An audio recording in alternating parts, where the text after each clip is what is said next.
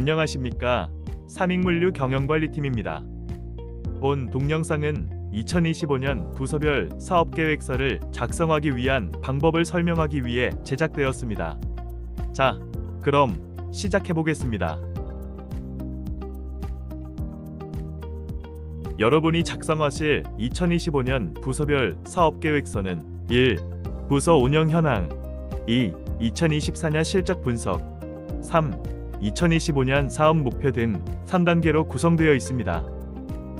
우선 부서 운영 현황에는 부서의 책임과 역할, 구성원 및 사업장 현황, 개인별 업무 분장으로 구성되어 있으며 2024년 실적 분석에는 2024년 운영 실적, 주요 이슈 사항에 대한 발생 원인 및 처리 결과, 사업별 매출 분석과 비용 분석으로 구성되어 있습니다. 2025년 사업 목표에는 재무적 손익계산서를 기준으로 한 2025년 운영 목표, 내외부 환경 분석, 예산 및 투자 계획, 위험 관리 및 대응 전략, 마지막으로 실천 목표 및 평가 지표로 구성되어 있습니다. 이제 부서 운영 현황부터 자세히 알아보도록 하겠습니다. 부서의 책임과 역할을 명확하게 정의하는 것은 해당 부서가 올해 우리사의 목표 달성에 기여하고 적극적으로 협력하고 있다는 의지를 표명하는 것입니다. 그러므로 작성 부서가 회사의 지속적인 성장을 위해 어떠한 역할을 담당하고 있는지, 앞으로 어떠한 방향으로 운영할지를 기술합니다. 화면의 예제는 2025년 우리사가 나아가야 할 비전을 기술한 내용입니다. 작성에 참고하시기 바랍니다. 구성원 및 사업장 현황은 작성 부서의 인원 구성 현황 및 영업 활동을 위해 보유하고 있는 각종 시설이나 설비 등의 현황을 기술합니다. 또한 해당 사업장의 주요 고객에는 어떠한 업체가 있는지에 대한 현황 정보를 기술합니다. 개인별 업무 분장은 담당자별로 담당하고 있는 업무를 상세하게 기술합니다.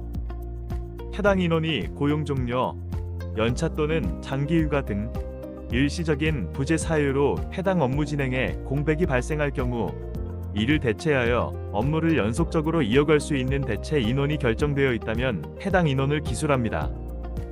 추가적인 내용은 예제로 기술된 내용을 참고하시기 바랍니다.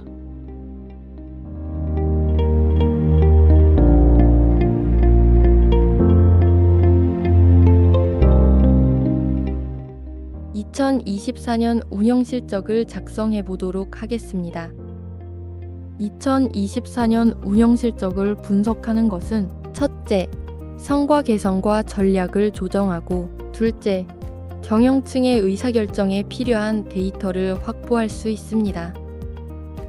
셋째, 부서별 목표 달성도 평가를 통하여 조직의 비전과 전략에 맞는 성과를 창출하고 있는지를 파악할 수 있으며 또한 비용 절감과 업무 프로세스상의 효율성을 제고할 수 있습니다. 마지막으로 향후 중장기 계획 수립과 동시에 리스크를 관리할 수 있는 기반을 마련할 수 있습니다. 이와 같이 조직의 성과 분석은 단순한 평가를 넘어 조직의 목표 달성, 비용 절감, 직원 동기부여, 중장기 전략 수립 등 다양한 측면에서 중요한 역할을 합니다. 2024년 운영 실적은 사업장 운영에 따른 매출이 발생하는 부서에서 작성합니다. 매출액과 매출원가에는 해당 부서의 2024년 실적, 2024년 목표와 2023년 실적을 천원 단위로 기입합니다. 판매비와 일반 관리비에는 해당 부서에서 발생한 접대비와 광고 선전비의 합계액을 기입합니다. 영업이익은 매출액에서 매출원가, 판관비를 차감한 금액을 기입합니다. 고정비와 배분액에는 해당 부서에서 한 해 동안 운용 중인 설비, 중장비에 대한 감가상각 비용과 조직원에 대한 퇴직 충당금 등의 고정비와 경영관리팀, 영업팀, 영업전략팀, 재무회계팀, 정보시스템팀, 경인관리팀, 영남관리팀 등에서 발생한 판관비를 해당 부서에 실적으로 분배한 금액의 합계액을 기입합니다. 마지막으로 순영업이익은 영업이익에서 고정비, 배분액을 차감한 금액을 기입합니다. 2024년 목표 또는 2023년 실적 대비 증감액과 달성률은 화면의 수식과 같이 작성하시면 됩니다.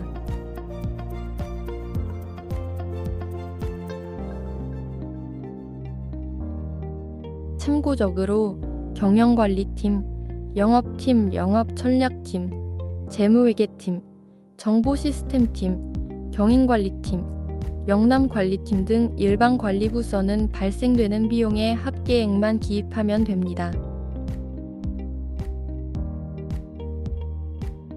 다음은 주요 이슈사항, 발생 원인 및 처리 결과를 작성하는 방법입니다. 2024년 한 해 동안 사업 운영에 영향을 미친 주요 사건과 사고, 목표 달성에 걸림돌이 되었던 각종 환경적인 요인에 대한 발생 원인을 분석하고 그에 대한 처리 결과 여부를 기술합니다. 기술할 내용이 사업 운영의 문제를 야기하였다면 이를 해결하기 위해 사업 수행 기간 중 추가적으로 수립한 계획이나 실천 사항에 대한 결과를 기입합니다.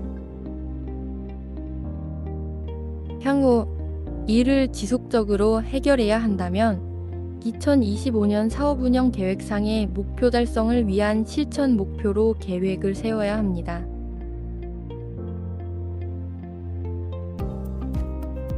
다음은 사업별 매출 분석 작성 방법입니다. 우리 사회의 사업의 종류는 운수사업, CY 사업, CFS 사업, 화물주선 사업, 물류장비 임대 사업, 기타 사업으로 나누어져 있습니다. 작성 부서에서는 2024년 한 해 동안 발생된 매출을 사업 종류에 맞춰 기입합니다. 단, 발생하지 않은 사업 부문에 대해서는 기입하지 않습니다. 매출 총액에는 사업 부문별 총합계 금액을 기입합니다.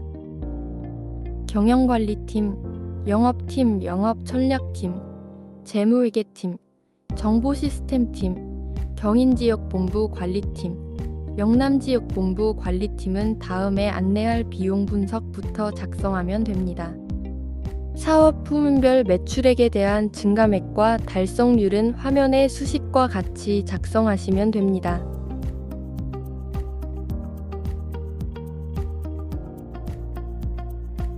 다음은 비용 분석에 대한 작성 방법입니다. 비용 항목은 매출원가와 판관비로 구분되며 비용이 발생하는 모든 부서에서 작성합니다. 매출원가에는 임차료, 중기관리비, 중기유대, 차량관리비, 급여, 노무자임금, 복리후생비, 수도광열비, 수선비, 소모품비, 세금과 공과, 지급수수료, 보험료, 여비교통비, 도서인쇄비, 통신비, 교육훈련비, 잡비가 있으며 판매비와 일반관리비에는 접대비와 광고선전비가 있습니다. 작성하실 때에는 작성 부서에서 특별히 관리하고 있는 경우 또는 2024년 목표 대비 현저하게 증가하거나 감소한 경우 등의 비용 항목을 위주로 작성합니다. 비용 총액에는 매출원가와 판관비의 총합계 금액을 기입합니다. 증감액과 증감률은 화면의 수식과 같이 작성하시면 됩니다.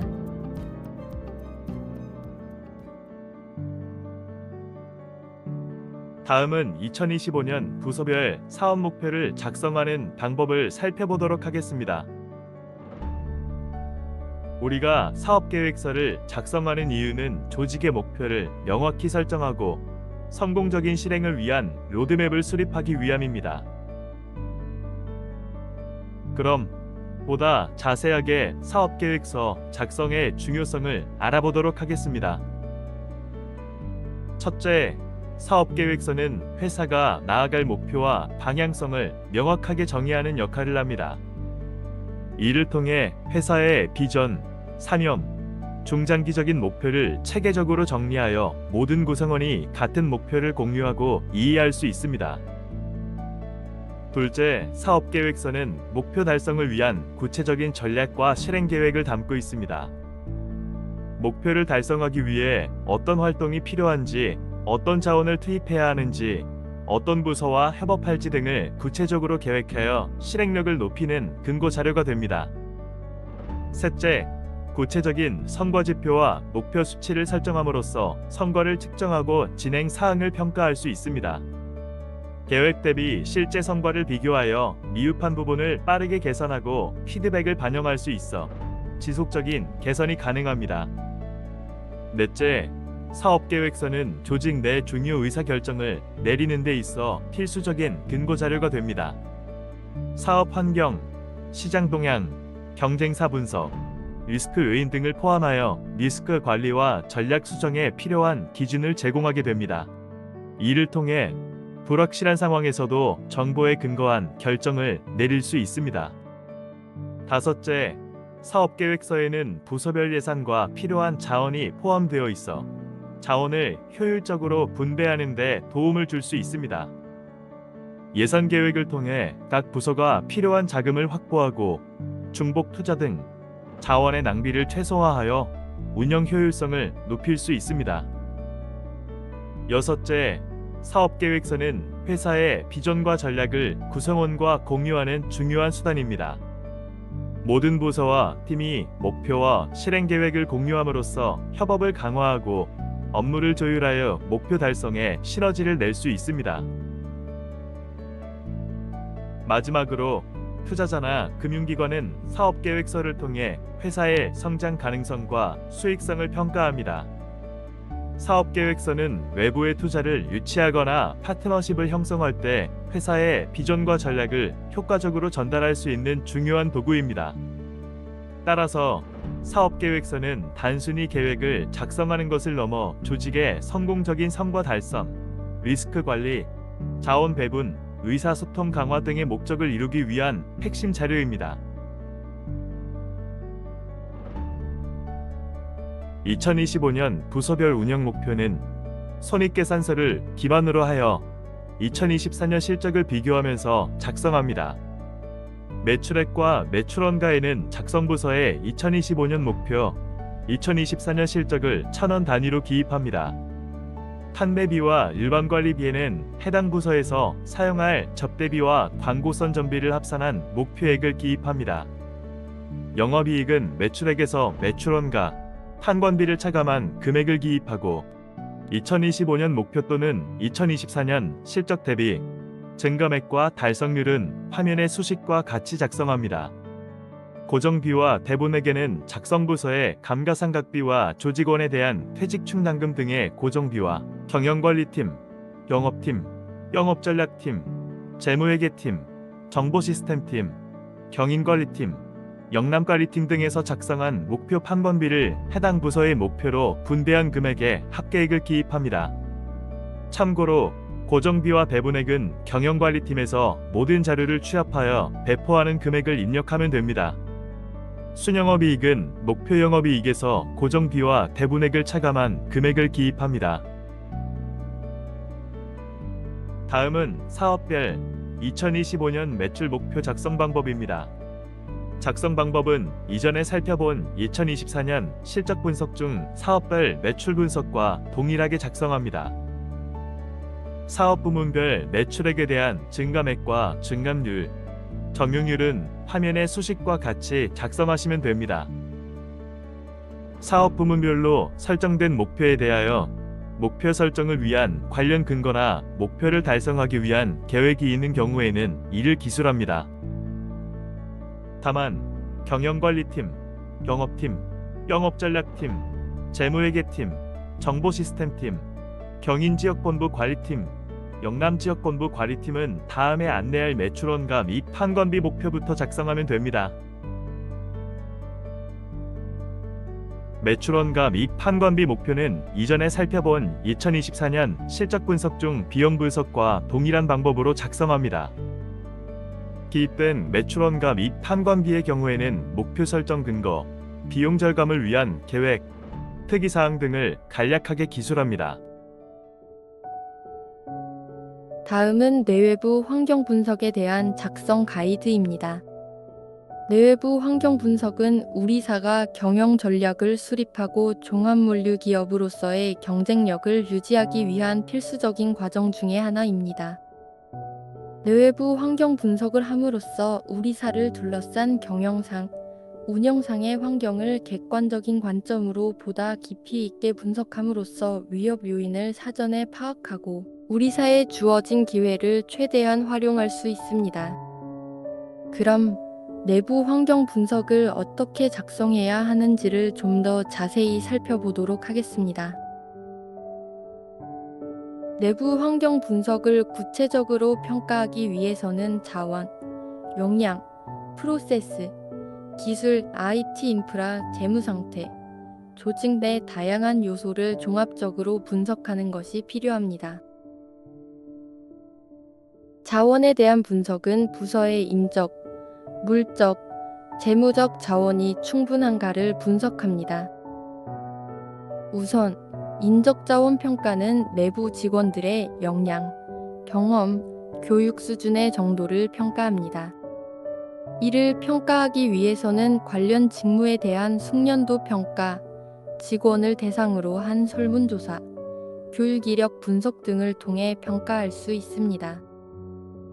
다음으로 물적 자원 평가는 컨테이너 야드, 물류 장비, 창고 설비, IT 시스템 등이 충분하고 최상의 상태를 유지하고 있는지를 점검합니다. 예를 들어 물류 장비의 경우 노후 상태, 유지 보수 기록 등의 점검 상태를 확인합니다. 재무 자원 평가는 우리 사의 현금 흐름, 투자 가능성 등을 분석하여 자금이 필요한 시점에 원활하게 지원이 가능한지를 평가합니다. 해당 평가 항목의 경우 재무회계팀과의 사전 협의를 통해 지원 가능 여부를 평가할 수 있습니다. 다음에 조직의 역량 및 프로세스 분석은 해당 부서의 운영 효율성과 경쟁력을 높일 수 있는 핵심 역량이 무엇인지를 확인하는 단계입니다. 핵심 역량 분석은 조직의 강점이 되는 중요 프로세스가 무엇인지를 파악합니다. 예를 들어 경쟁사 대비 빠른 배차 역량, 고객 맞춤형 서비스 제공, 경로 최적화 능력 등이 있을 수 있습니다.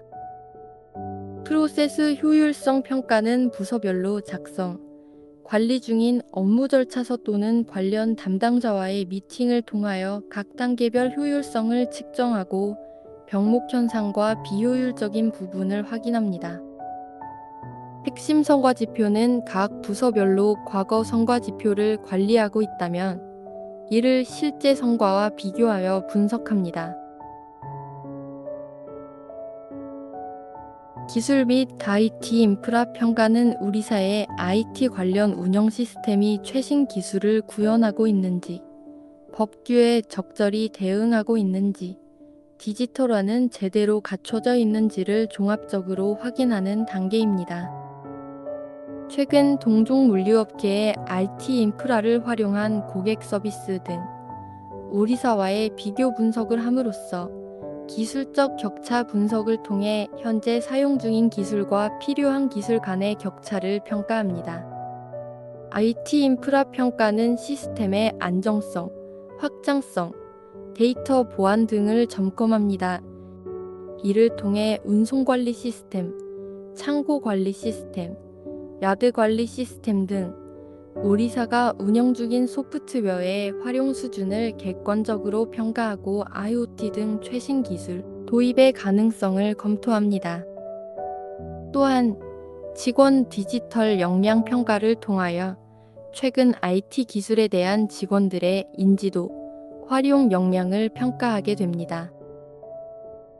다음은 재무 상태에 대한 분석입니다. 재무 상태 분석은 우리 사회의 자본력과 투자 가능성을 파악하고 재무적 안정성을 확인하는 과정입니다.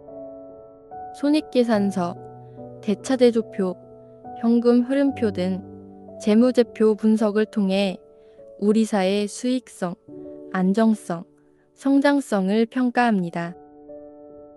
물류운영 비용, 주요 지출 항목 등의 비용 구조를 종합적으로 파악하여 과다 비용이 발생하는 영역을 집중 점검합니다. 다음으로는 투자 가능성 평가 단계로 신규 프로젝트나 시설 확장, 유지, 보수를 위한 투자 여력이 충분한지를 검토합니다. 내부 환경 분석의 마지막 단계인 조직 문화 및 인력 관리는 조직의 문화와 근무 직원의 업무 만족도가 생산성에 미치는 영향을 분석하는 과정입니다. 우선 조직 문화 진단은 직원에 대한 설문조사나 면담 등을 통해 조직 내 협력도, 상호 간 소통 방식, 직원들이 희망하는 리더십 스타일을 분석하게 됩니다. 예를 들어 분석 결과 부서 내의 조직 문화가 협업을 저해하고 있다고 분석된다면 그에 따른 개선 방안을 마련합니다. 높은 이직률이 발생하고 있는 부서의 경우 인재 유출에 대한 원인을 파악하고 이를 해결하기 위한 대책을 마련합니다.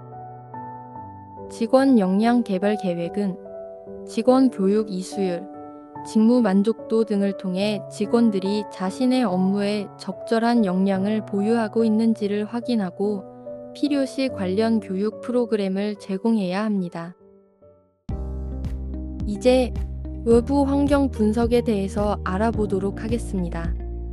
외부 환경 분석은 우리 사를 둘러싼 외부 요소들을 평가하여 기회와 위협 요인을 파악하고 이를 통해 경영층이 전략적인 의사결정을 내릴 수 있도록 하는데 중요한 역할을 합니다.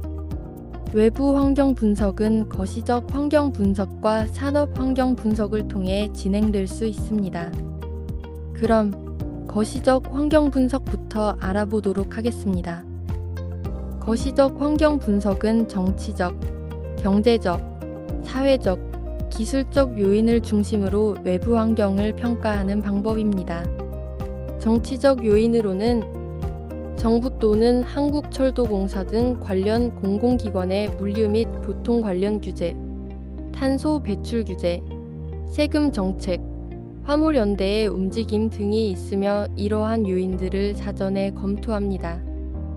예를 들어 철송의 위험물에 대한 규제 강화 등이 담긴 관련 법규의 개정 사항이 예측되었다면 철도 운송에 미칠 영향, 물류산업에 미칠 영향을 예측하고 우리 사회의 위협적인 요소와 기회로 작용할 요소가 무엇인지를 종합적으로 판단하여 적정한 대책 방안을 마련할 수 있습니다. 다음은 경제적 요인을 분석하는 방법입니다. 경제 성장률, 환율 변동, 유가 등 원자재 가격 변화 등이 물류 비용에 미칠 영향을 분석합니다. 글로벌 경기 침체나 주요 화주의 2025년 경제 상황 악화 예측은 우리 사회의 수출입 물동량에 영향을 줄 수 있습니다.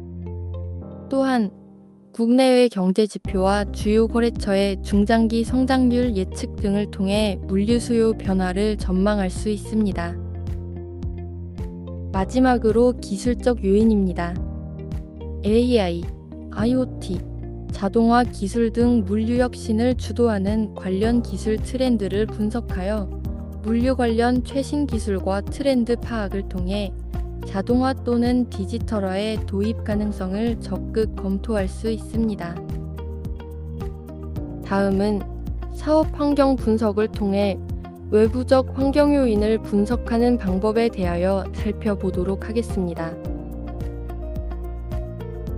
첫 번째 단계로는 기존 경쟁 강도를 분석하는 것입니다.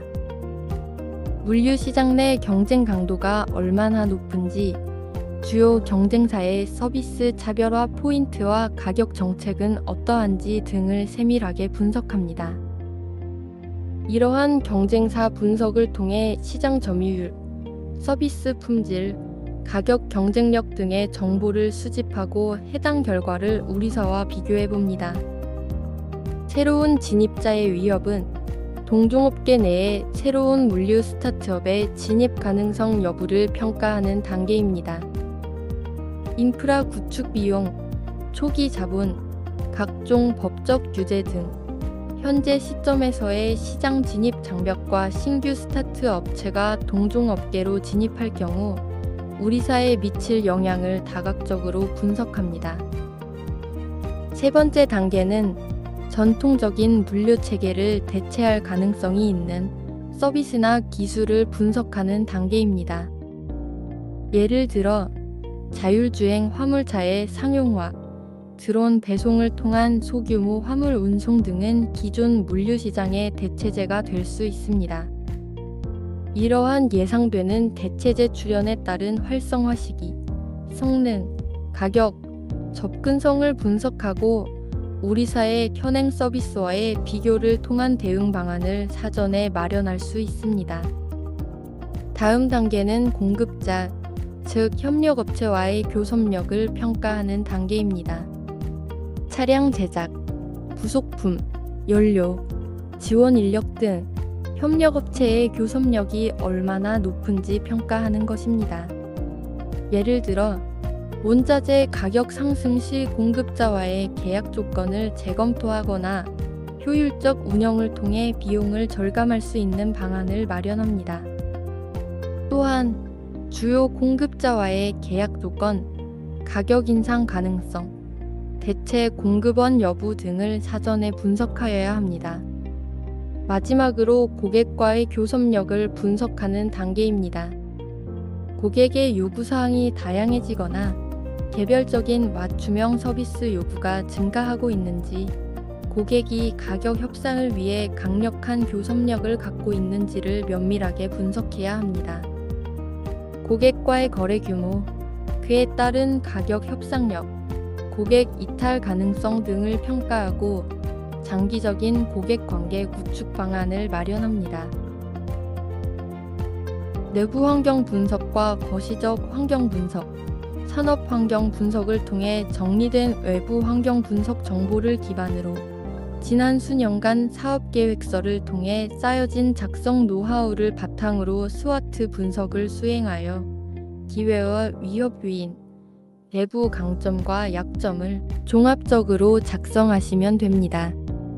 자, 그럼 강점과 약점, 기회와 위협을 다시 한번 리뷰해 보도록 하겠습니다. 강점은 각 부서 내부 역량 중 경쟁사 대비 강점 요소로 파악된 내용을 기술합니다. 약점은 평가 결과 부서별로 개선이 필요한 내부 문제나 자원의 부족 등 파악된 내용을 기술합니다. 다음으로 기회는 외부 요인 중 활용 가능한 지속적인 성장을 위해 파악된 기회 요소를 기술합니다. 마지막으로 위협은 외부 환경 분석 과정에서 식별된 향후 발생 가능한 위험 요소를 기술합니다. 화면은 환경 분석과 스와트 분석의 작성 예제입니다.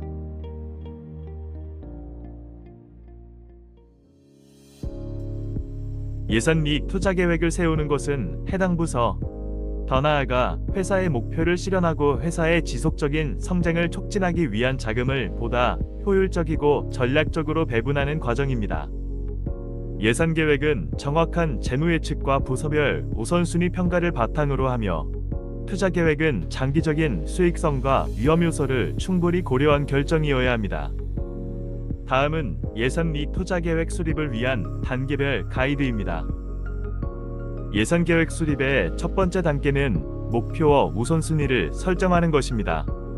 작성 부서의 연간 목표 및 전략 방향을 바탕으로 주요 예산 항목의 우선순위를 설정합니다. 예를 들어 운영 효율성 강화, 신규 어주 개척, 신규 시장 진출 등 회사의 주요 전략을 반영한 예산 항목에 우선순위를 둡니다. 예산 계획 수립의 두 번째 단계는 매출 및 비용의 예측입니다. 작성 부서의 과거 매출 관련 데이터, 주요 담당 고객사의 동향 및 향후 전망, 영업전략팀에서 배포한 2025년 운수 사업 목표를 바탕으로 매출을 예측하고 이를 바탕으로 각 부서의 예상 비용을 계산합니다. 비용을 예측할 때 주의해야 할 점이 있습니다. 매출 변동성을 고려해 다양한 시나리오, 예를 들어 낙관적, 보수적 시나리오 등을 설정해보고 이에 따라 각 시나리오에 맞는 예산 계획을 세워야 합니다. 이러한 과정을 통해 목표 달성 과정 중에서 발생할 수 있는 각종 리스크를 최소화할 수 있습니다. 예산 계획 수립의 세 번째 단계는 관련 비용을 세분화하고 세분화된 분류에 대한 상세한 지출 계획을 수립하는 것입니다. 임대료, 인건비 등의 고정비와 마케팅 및 접대비, 시설 투자 혹은 시설 유지 보수에 소요되는 R&D 비용으로 나누어 비용을 구분합니다. 고정비는 효율적으로 유지하되 비용 절감에 초점을 맞춰야 하고 변동비는 수익성과 연계하여 유연하게 조정할 수 있어야 합니다. 각 부서는 운영 계획에 따라 세부적인 예산을 수립합니다. 특히 ROE가 높은 활동에 예산을 우선적으로 투입하도록 합니다. ROE란 투자 대비 수익률로 투자에 지출한 금액에 비해 얼마나 많은 돈을 벌었는지를 나타내는 척도를 의미합니다. 예산 계획 수립의 마지막 단계는 비상 예산 및 예비 비용을 설정하는 단계입니다. 예상치 못한 상황에 대비해 운영상의 효율성을 극대화하기 위해 비상 예산을 확보해야 합니다. 또한 중장비 관리 등 특정 항목의 초과 지출 가능성에 대비해 예비 비용을 포함시킬 수 있습니다. 이와 같이 비상 예산, 예비 비용을 반영한 경우에는 해당 항목의 사용 여부, 사용에 따른 효과 등을 철저히 분석하고 그에 대한 효과성을 검증받아야 합니다. 다음은 투자 계획 수립을 위한 설명입니다. 부서별 투자 계획은 회사의 중장기적인 성장을 위해 경영층의 의사결정을 반드시 포함해야 합니다. 주요 투자 대상은 신사업 진출, 사업장 운영에 필요한 신규 중장비 도입, 시설 확장 및 보수, 자동화 시스템 도입 등이 될 수 있습니다. 그 첫 번째 단계는 투자 목표를 설정하는 것입니다. 투자 목표 설정은 중장기 성장 전략을 바탕으로 투자 목표를 설정해야 합니다. 예를 들어 친환경 물류 시스템 구축, 운영 시스템의 디지털 전환, 글로벌 사업 확장, 신규 사업장 개척 등이 목표가 될 수 있습니다. 투자 목표가 회사를 위해 장기적인 수익성에 기여할 수 있는지 평가하고 위험과 수익의 균형을 고려하여 전략적인 투자 방향을 정해야 합니다.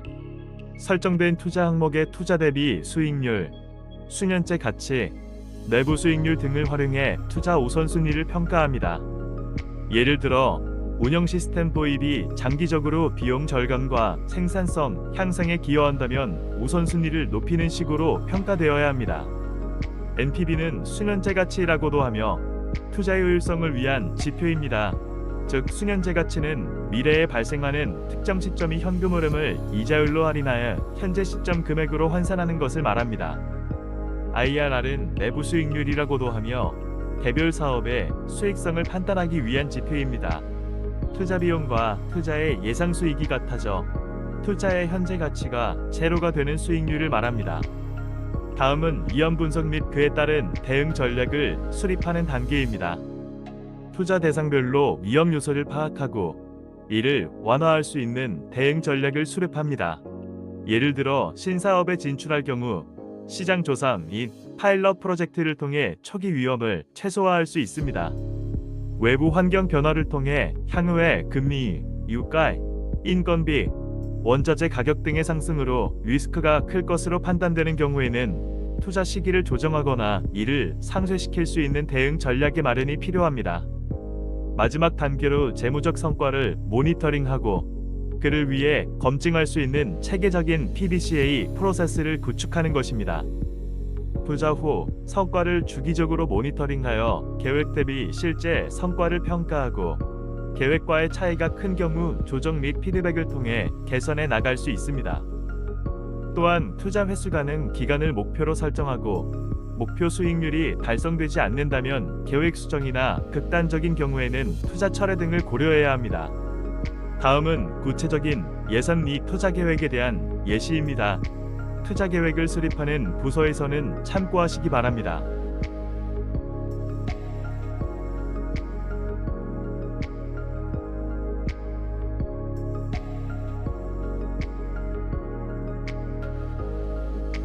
투자 계획이 수립되었다면 예산 혹은 투자에 대한 성과를 측정할 수 있는 방법을 도출하고 실행 과정에서의 현황을 주기적으로 검토합니다. 예산 항목별로 투자 대비 수익률, 목표 달성도, 비용 절감률 등 정량적 지표를 설정하여 예산 집행 효과를 측정합니다. 분기별 또는 단기별로 예산 집행 현황을 검토하고 필요시 조정 및 추가 예산을 편성할 수 있습니다.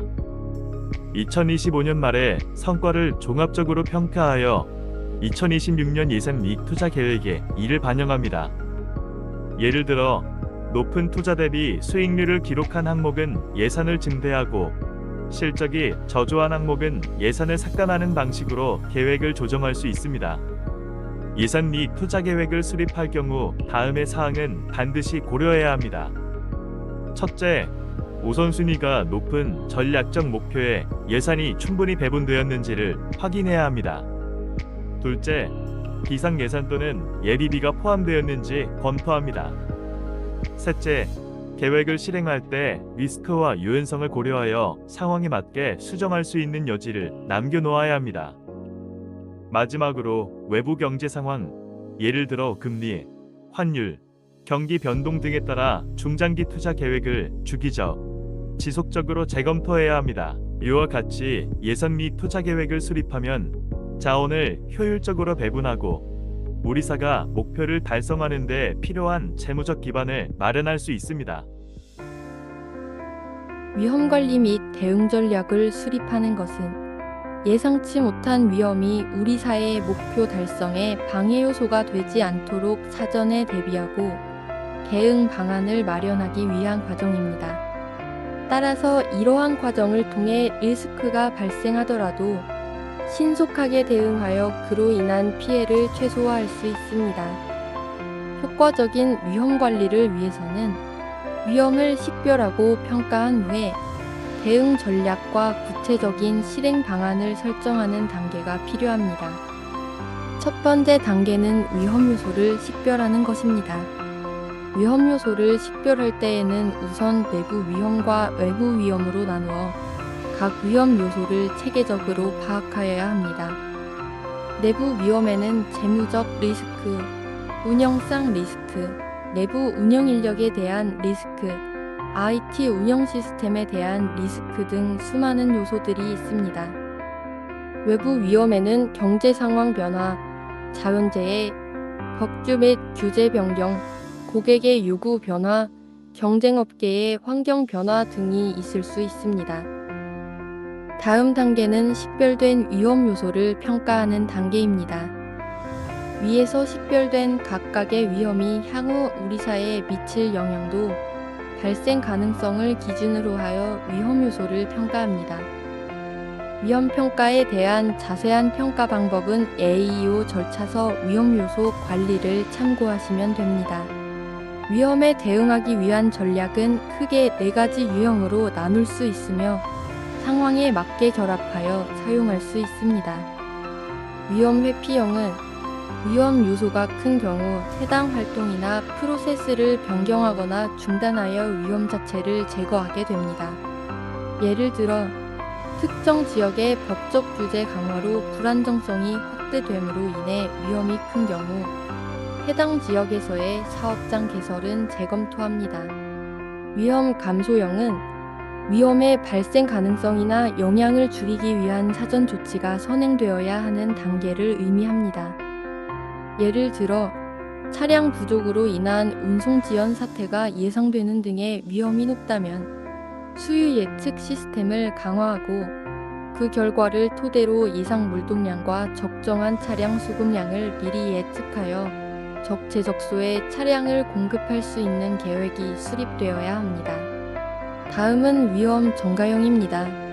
위험 전가형은 위험의 일부 또는 전부를 외부로 이전, 전환함으로써 위험에 따른 부담을 줄여나가는 단계입니다.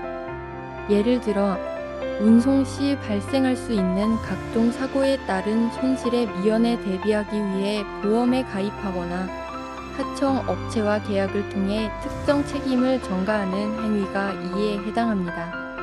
마지막으로 위험 수용형이 있습니다. 위험 수용형은 비용이 과도하거나 발생 가능성이 낮을 경우 위험을 그대로 받아들이고 그에 따른 손실을 감수하게 됩니다.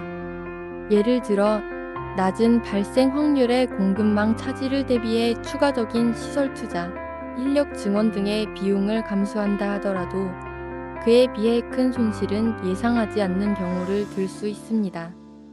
화면은 위험별 대응 전략 수립에 대한 예시입니다. 2025년 새로운 사업 운영이 시작되면 각 위험 요소에 대한 모니터링 체계를 구축하여 발생 가능성을 지속적으로 평가하고 상황 변화에 따라 위험 수준을 그에 맞게 조정할 수 있습니다. 예를 들어 핵심 성과 지표를 통해 위험 징후를 지속적으로 모니터링합니다. 그리고 이러한 모니터링에 따른 새로운 관리 포인트가 발생하였다면 정기적인 리스크 보고서를 작성하여 경영진과 공유합니다. 위험 대응 전략의 효과성을 주기적으로 평가하고 실패 사례를 분석하여 대응 전략을 개선할 필요가 있습니다. 또한 새로운 위험 요소가 발생하면 즉각적인 대응 방안을 마련하고 이를 기존 대응 방안에 반영하여야 합니다. 실행 단계에서 위험 요인을 체계적, 효과적으로 관리하기 위한 체크리스트에 대해 잠시 살펴보도록 하겠습니다. 첫째, 식별된 각 위험에 대한 책임자를 지정하고 각자가 명확한 역할을 가지고 대응 전략을 실행하도록 합니다. 둘째, 위험 발생 시 신속한 대응을 위해 적절한 비상 예산이 확보되어 있어야 합니다. 셋째, 모든 임직원이 위험성 인지와 그에 대한 대응의 중요성을 인식하고 필요시 빠르게 대응할 수 있도록 주기적인 교육을 실시하도록 합니다. 마지막으로 자연재해, 시스템 장애 등과 같은 주요 리스크에 대비한 시뮬레이션 훈련을 통해 실제 발생 시 효과적인 대응이 이루어질 수 있도록 사전에 준비를 하여야 합니다. 이러하듯 위험관리 전략을 체계적으로 수립하고 지속적인 모니터링과 피드백을 통해 보완해 나가면 예상치 못한 리스크 발생 시에도 빠르고 유연하게 대응할 수 있으며 우리 사회의 안정적인 성장에 기여할 수 있습니다. 우리는 지금까지 내 외부 환경 분석, 예산 및 투자 계획, 위험 관리 및 대응 전략을 수립하였습니다. 이제 이러한 모든 계획을 종합하여 2025년 조직 내에서 실천해야 할 중요 목표를 설정하고 설정된 목표에 대한 핵심 성과 지표를 마련합니다. 실천 목표와 핵심 성과 지표를 설정하면 조직은 명확한 방향성과 구체적인 기준을 바탕으로 성과를 관리할 수 있습니다. 이를 통해 주기적인 성과 관리와 피드백 시스템을 구축하고 구성원의 동기를 높이며 목표 달성을 위한 효율적인 리소스 배분과 조직 간 협업이 가능하여 결과적으로 조직은 물론 우리 사회 성장과 지속 가능한 발전을 이끌 수 있습니다. 화면은 실천 목표 작성에 대한 예시이며 참고하시기 바랍니다.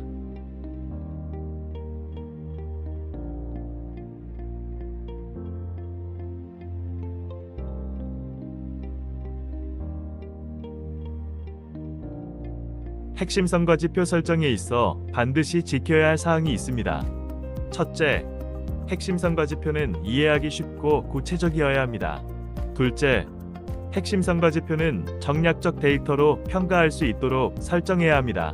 셋째, 현실적인 목표를 반영하여 작성 부서가 달성 가능한 목표이어야 합니다. 넷째, 작성 부서의 역할과 우리사 목표와 직접적으로 관련이 있어야 합니다. 다섯째, 명확한 기한을 정해 목표 달성의 시점을 확실히 정해야 합니다. 마지막으로는 핵심 성과 지표에 대한 진행 상황을 주기적으로 점검하여 개선점을 도출할 수 있도록 해야 합니다. 다음은 운송 관련 부서의 핵심 성과 지표 작성 예시입니다. 참고하시기 바랍니다. 이제 2025년 사업계획서 작성 가이드에 대한 설명을 모두 마치겠습니다. 긴 시간 동안 정말 수고 많으셨습니다. 우리는 올바른 사업계획서를 작성함으로써 회사의 비전과 목표를 실질적인 행동 계획으로 전환할 수 있습니다. 또한 이를 통하여 효율적인 자원의 활용, 객관적인 성과 관리, 계획적인 위험 대응을 통하여 직원과 회사 모두가 동일한 방향으로 나아갈 수 있는 방향성을 가지고 앞으로 나아갈 것입니다. 감사합니다.